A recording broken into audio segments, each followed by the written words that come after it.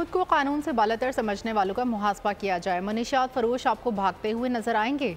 जहां जहां से मनशियात यहाँ आ रही हैं, सख्त एक्शन होगा। सूबाई वजीर शरजील इनाम मेमन का सिंध असम्बली में खिताब। कहा, हमें किसी का डर खौफ नहीं। गाड़ियों के रजिस्ट्रेशन के लिए बायोमेट्रिक सिस्टम लॉन्च हो चुका है।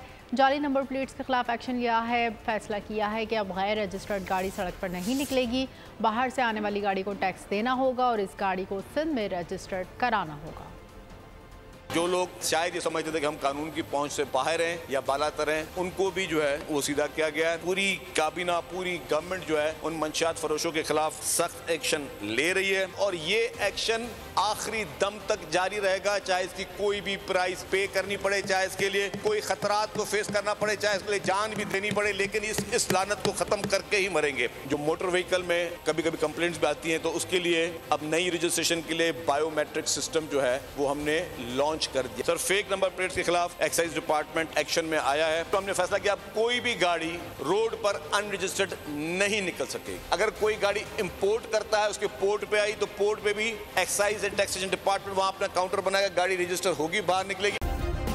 सब्सक्राइब करें और बेल दबाएं ताकि कोई खबर रह न जाए।